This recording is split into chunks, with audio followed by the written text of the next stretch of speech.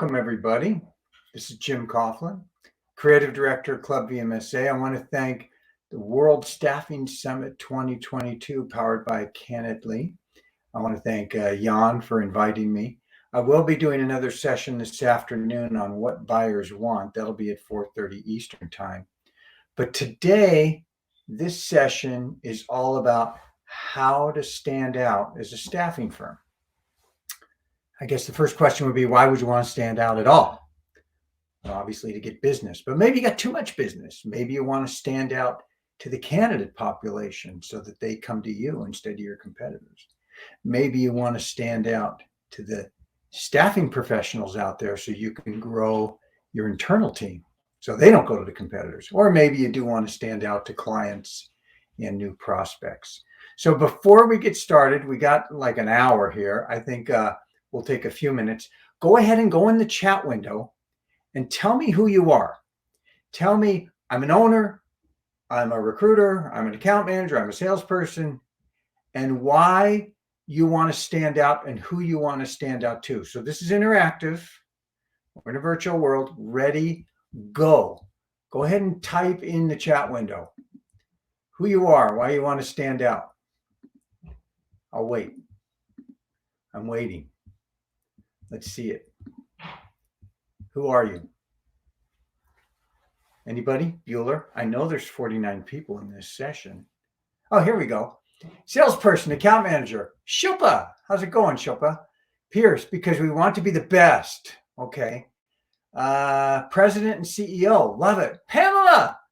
What's up? All right. Queenie's on the call. Great. I'm the owner, IT recruitment company. We would like to attract the best candidates in the world for our clients. IT recruitment. Okay. All right. Rachel. Love it. Rachel. Oh, good. Look at all the people that are on the call. This is great. So this is going to be interactive. You're going to need to work a little bit. So get a piece of paper and a pencil. Okay. Something to write with, or your keyboard, or whatever you do. I'm going to share my screen. I got a little bit prepared for you, but we're going to be interactive. So you're going to do some work here.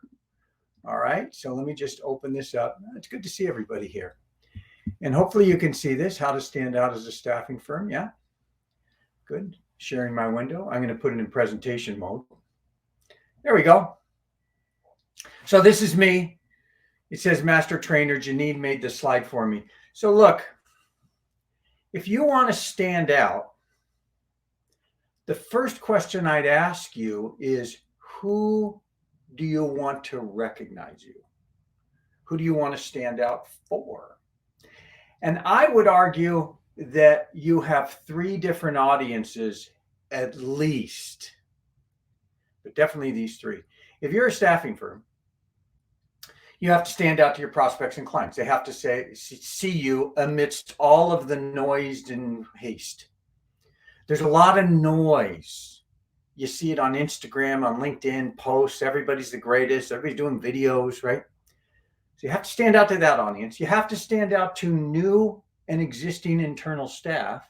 Excuse me. Because you're going to have to attract staff. You want to make sure they stay with you and don't go with somewhere else.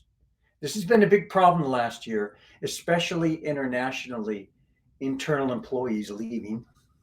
Okay. And you want to stand out to the contractors because it's a supply-based market right now. It's not a demand market. It's a supply market, right? So the candidate is in the catbird seat. Candidate's in the top seat. So now I'm going to ask you, and I'm going to hide this for a second so I can see you. There we go. Tell me, who do you want to stand out to primarily? Who do you want to stand out to? And share that in the window there, which if you would do that, all right? And let's, I don't want to stop presenting. Go ahead and tell me who you want to stand out to. Contractors, folks in purchasing, my clients and my MSP partner. Okay, these are good. Great.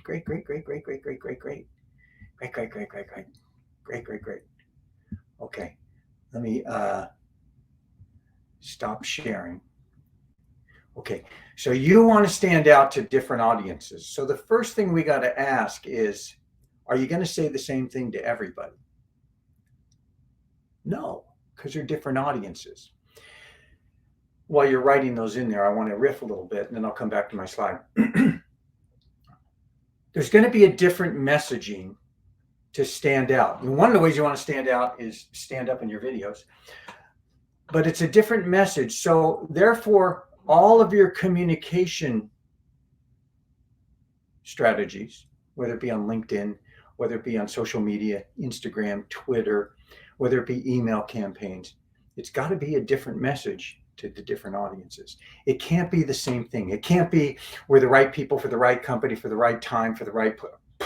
It can't be we're an IT staffing firm. Do you know what buyers do when they hear you're an IT staffing firm?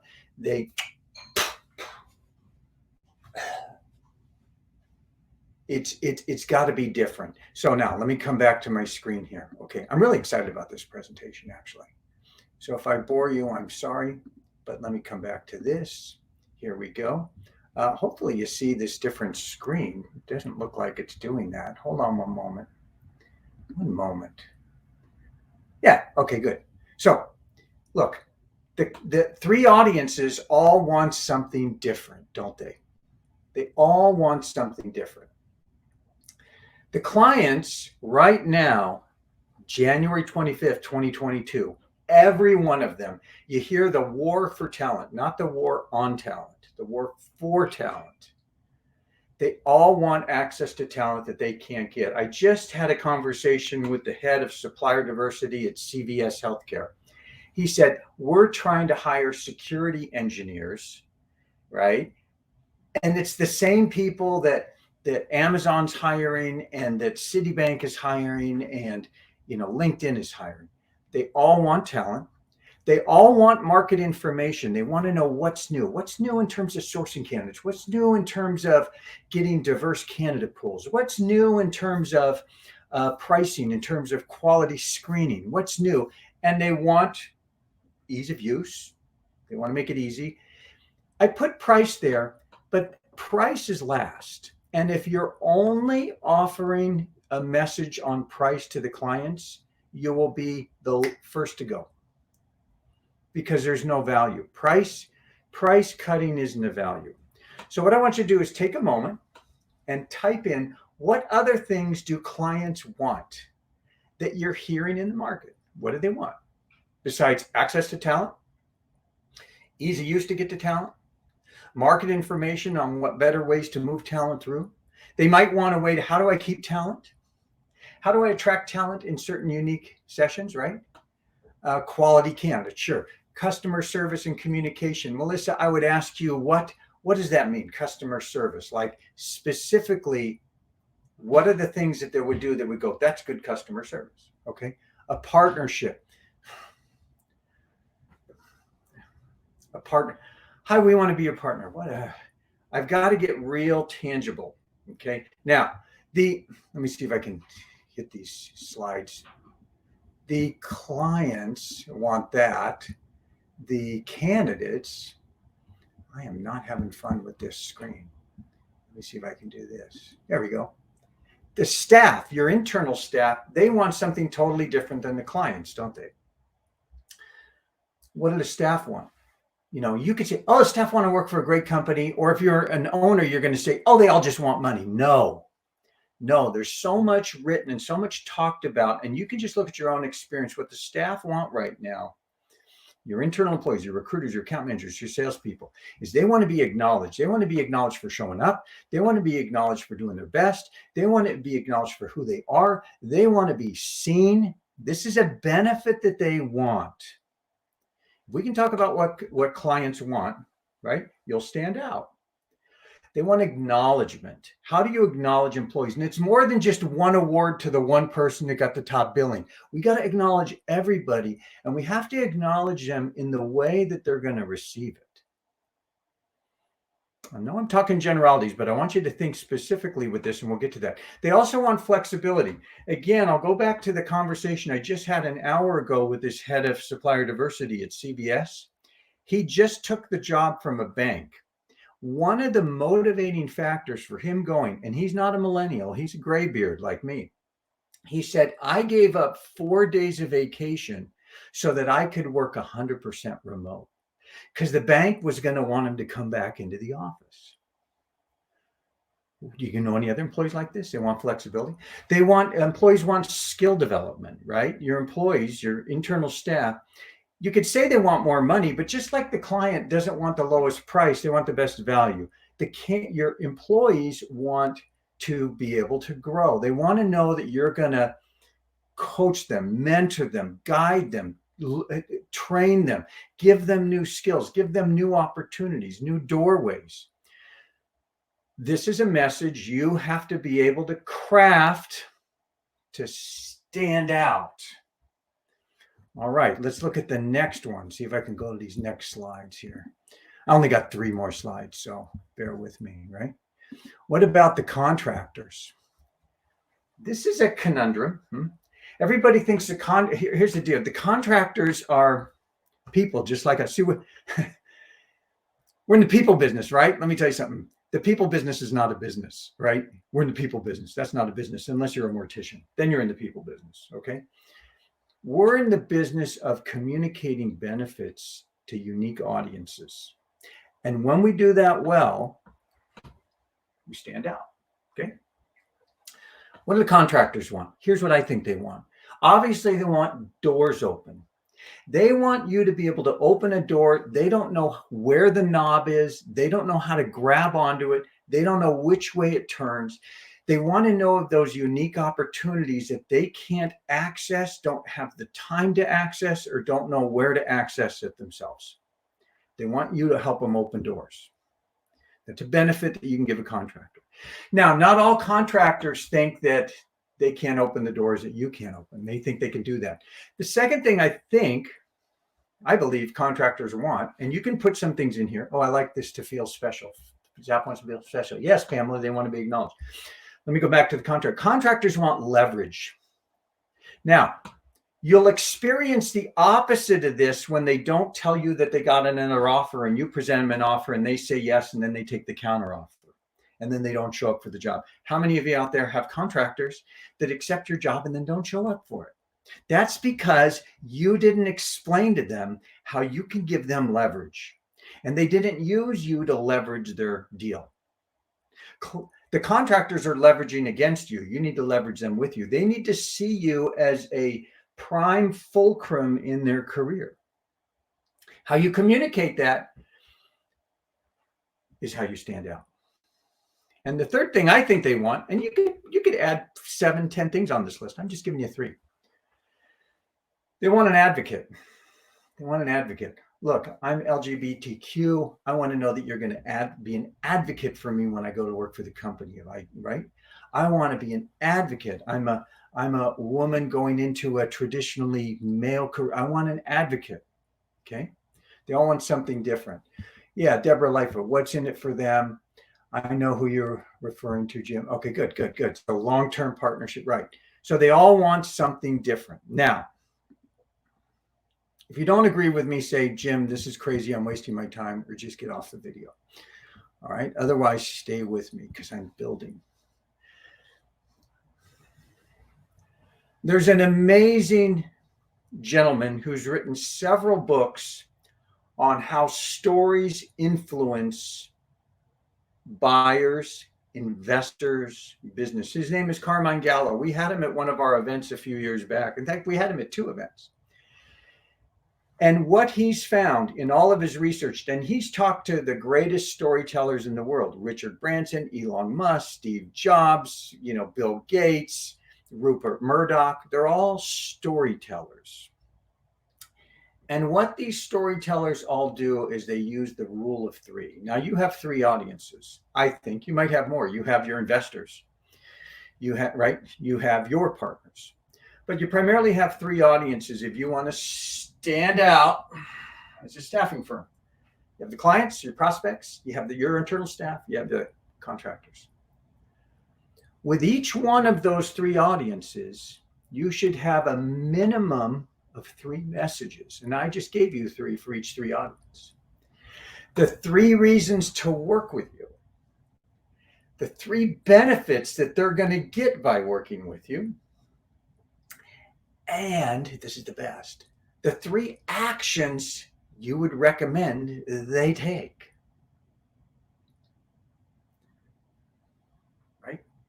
It's like when you're on a date, right? And you're on a date. I know I'm old school, right? I'm on a date with my wife. I want to give you the 3 reasons why I stand out, what I can be a benefit. I'm a great provider, I'm a good listener, and I'm a lot of fun to be with. I think we should exchange phone numbers. I'll send you an email and cards, and let's set another date. It's really that simple. Okay. But we forget about it. And what happens is most staffing firms trying to stand out are shotgunning this message of we're an IT staffing firm. We provide the right people, the right time, the right place to everybody. They're not segmenting their audience. They're not targeting the message, and they're not asking for an action. I want to share. Let me see if I can do this. I want to share. Let me see how I can share. I don't want to stop presenting. I want to share, I'm going to say that one more time.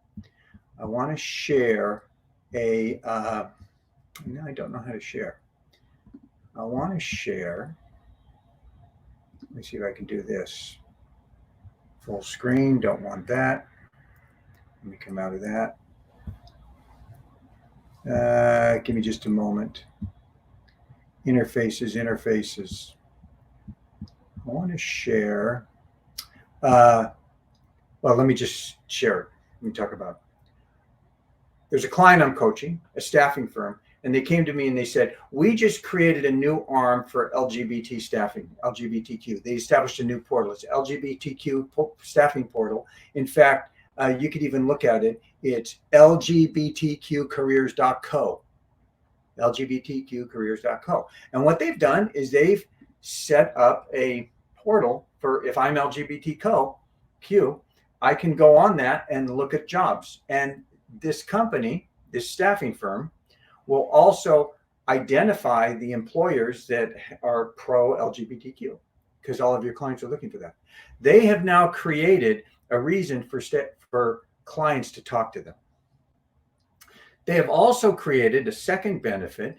They created a recruiter pool where they can source out their job orders to recruiters, and they'll vet the recruiter. And if the recruiter wants to take on the job order, they'll split the fee so they can expand and contract their recruiting pool without any overhead to them and access recruiters for, this has been around for a while.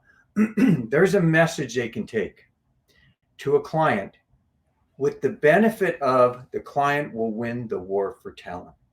Not only will the client win the war for talent, but the client can access a candidate pool unavailable to them in the past that can actually help them meet supplier diversity or candidate diversity goals by simply accessing a candidate pool that self-identifies as LGBTQ. Pretty cool. Easy thing for the staffing firm to do, simple benefit to the client, the message is to the client, and the message is also to the LGBTQ community. It's a different message. We can identify the employers that are looking for you.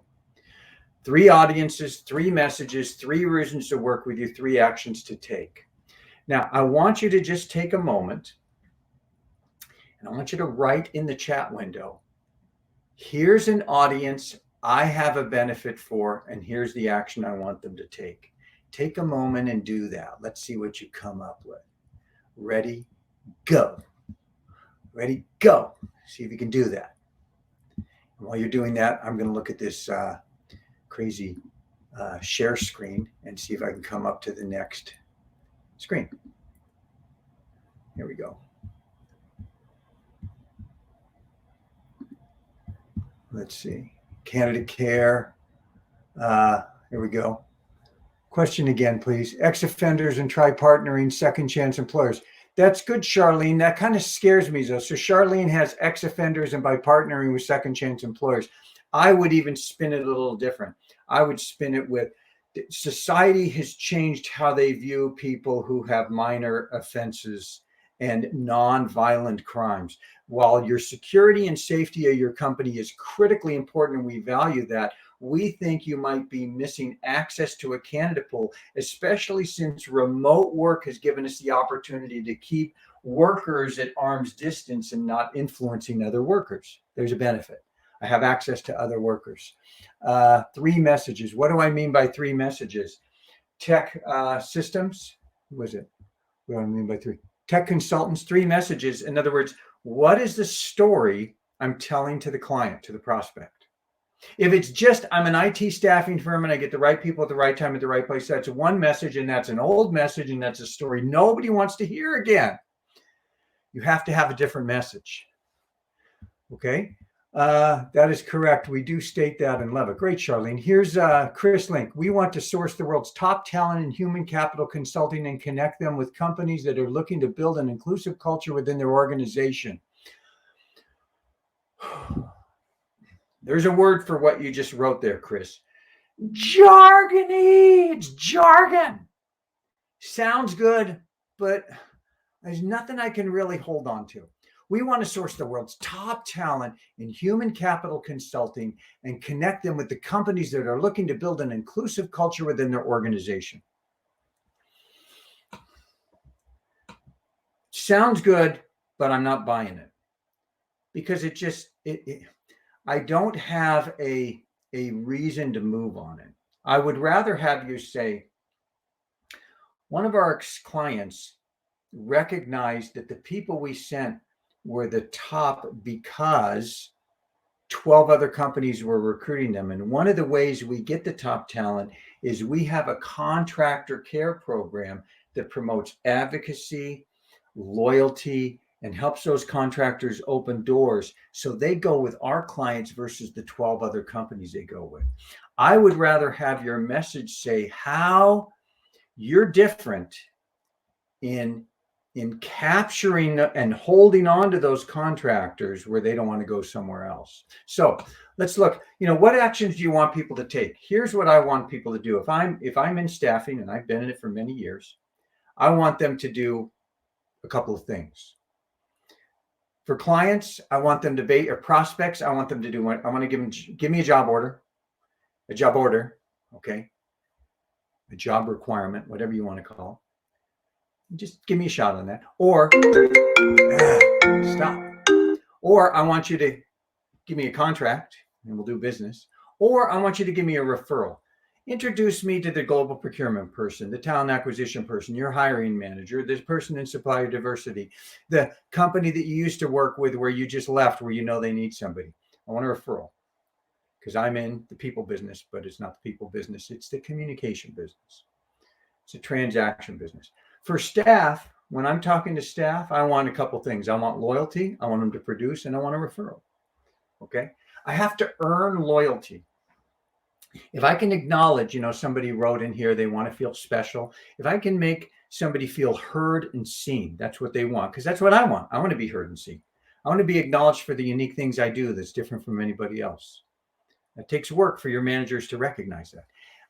And if I can see that in a person and I can see that they're producing, I want a referral from them. Jenny, you're doing such a good job. You came in right out of college and you really took to our recruiter training so well that you're already submitting far above what our senior recruiters are doing, and your quality of candidates are great, and you're putting in the effort, which shows your loyalty. Even though you're remote, I can really feel like you're right here working for the company. I just want to say from the bottom of my heart, thank you. You must know other people like you that you'd like to work with. Who should I talk to? Right? Same thing with contractors. I want honesty from contractors. Contractors don't trust you as a recruiter. They play one recruiter against another. They do this a lot, especially if they're new and there's no relationship. I have to develop a relationship with the contractor where I stand out as somebody different. How do I do that? It's by the story that I tell. So I have to understand what the contractor's motives and modalities are, right? So when I'm talking to a contractor, it's like, Bob, Sadeep, Shilpa, I know you have a ton of opportunities. What I'm excited about, what you're probably excited about, is this is a seller's market, the biggest seller's market we've seen since 2001. Meaning, if you have the skills, you're getting multiple job orders. The problem is you're getting multiple job orders. It sounds good at first, but then you get confused because are you taking the wrong one? Are you taking the one that's going to go down? Are you taking the one just for money, but it doesn't give you the skills? Are you taking one for the skills, but the company isn't well funded? What my job is is not to make money off you. I know that's what you think it is. My job is to have you so happy you refer your friends and other contractors to me. And the way I'm going to do that is I'm going to give you the insight that you don't know how to get, or don't have access to, on what's really going on the inside of these companies. And I'm going to do that for you for free. All I ask in return is you're honest with me. If you have another job opening, fine, just tell me.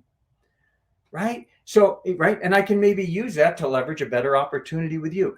How you communicate with your contractors, your staff, and your clients is going to determine how you stand out, especially if you think of their benefits and not your own. All right. Let's see if I got one more slide here, maybe, huh? Is this making sense? Is this making sense? Another way you can stand out is you can join Club VMSA. Pitch! I just pitched. See, here, I got to take my own medicine. One of the things that our members have found valuable that they can't get anywhere else is they get access, direct access to conversations between enterprise buyers in an open dialogue where they can't get anywhere else. And from that, they hear what the buyers really want, and they can engage with them on a one-on-one, peer-to-peer member level in a way they really can't do at any other conference, at a meet, right?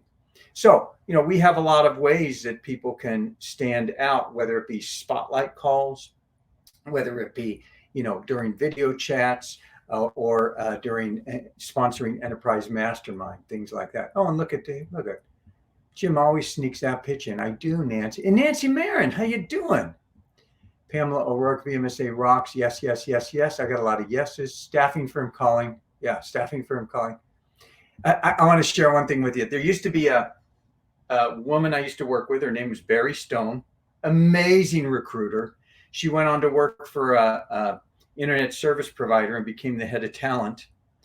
And she became my client, of course. And I was working with her, and she said, Jim, every time a staffing firm calls, I see the number light up on my phone. And if I don't recognize it, she calls it a nag call, not a good nags. The nags are calling, not a good sign, not a good sign, not a good sign. So you don't want to be the nag call. You want to be the one that stands out. Okay. Let's see. That is correct. We do state that. I love it. Want to source the world's top talent. Staffing firm calling. Let me see what else I got. Okay, good. Next slide. Last slide, probably. So there's a lot of ways you can stand out. The most important is clarifying who are you trying to stand out with, and what is it that will get their attention. They are telling you this. If you don't know what that is, join my session at 4:30 Eastern time today, where I talk to a panel of buyers on what buyers want. They will tell you exactly what they want. And then you craft your message to give them that, and only that, and not anymore. They don't care how you do it. They want to know what you can do for them that somebody else can't do. And they want to know that you're explaining it in a way that they can digest. Plain English, not pie in the sky. Okay. Very practical. Let me see. I think I got one more slide here. Oh, I do. Hey, if you decide to become a club member at VMSA, we have an event coming up February 10th where you can stand out. We have over 45 buyers coming: global procurement, talent acquisition, contingent workforce managers, hiring managers, blah, blah, blah. And it's over 3 hours. You can jump in or out just like this, 20-minute sessions where every session is being presented and facilitated by a buyer, and some with sponsors directly. And after that event, from 1 to 4 Eastern time, at 5 o'clock Eastern time, we have a wine tasting event. You can power down some red and white and Cabernet, okay? And then last thing, I do want to just give you my contact. You can take this down if you like. This is me, Jim Coughlin, jim@vmsexcel.com. There's my phone number. Yeah. 3 audiences, 3 different messages for each audience, right? 3 asks from each person. The power of 3s. Three little pigs, Mo, Larry, Curly, Huey, Dewey, Louie, Father, Son, Holy Ghost, Brahma, Shiva, Krishna. Everything comes in threes, right? The good, bad, and the ugly. 3 audiences. Identify your 3 top audiences you want to stand out for. For each audience, what are the 3 messages that they need to hear, that they want? What are their 3 wants? For each of those wants, right, what do you offer that solves that? And what are the 3 asks you would want from them? Now, most of you are going to finish this session, go to the next session, and go, oh, Jim was okay, and not do anything. Less than 10% of you will write those 3 things out. 3 audiences, 3 messages, 3 asks. You'll actually write them, like I wrote them on the spreadsheet or on the PowerPoint.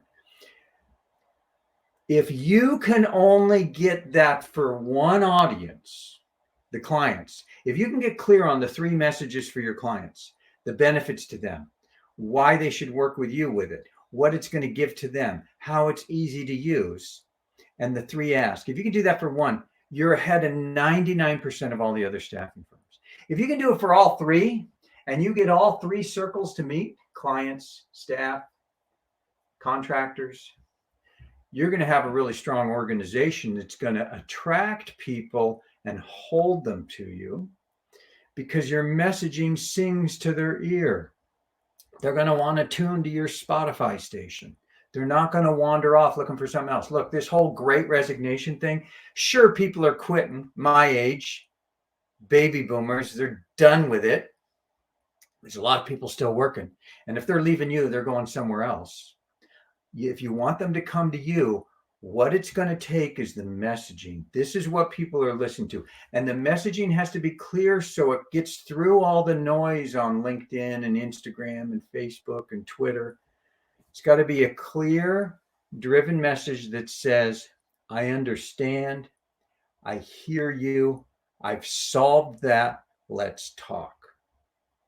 Simple. All right. Any other questions? I'm in the 10%. Way to go, Charlene Shivers. You write it up, 10%.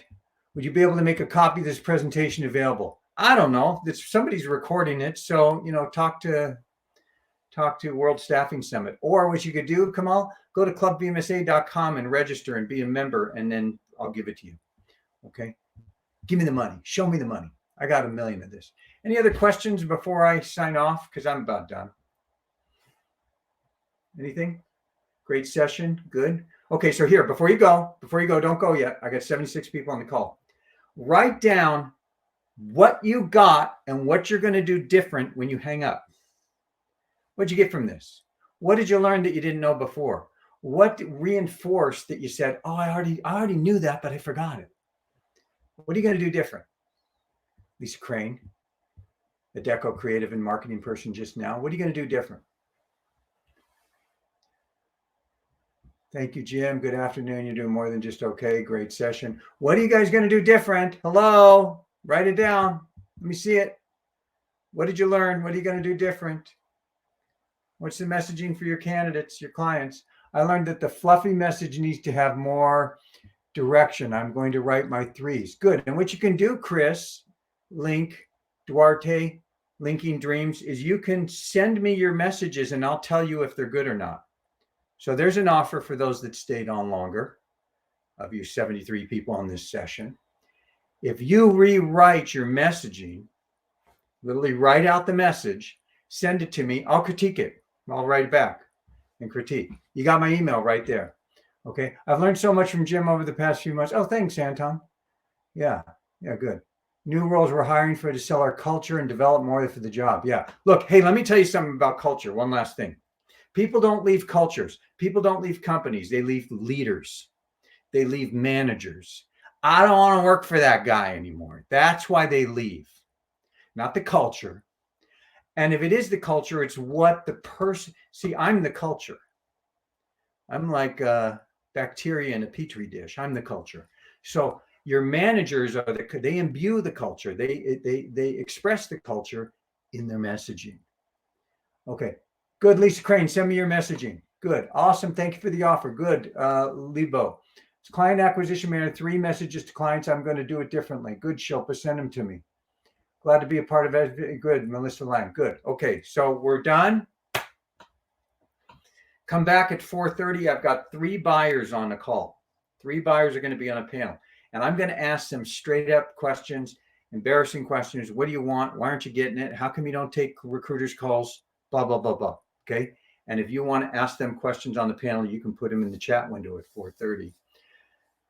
If you're going to stand out, make sure you know who you're standing out for, what it is they want, what they want to hear, and what you want from them. 1, 2, 3. I'm Jim Coughlin, Creative Director, Club VMSA. I'm out.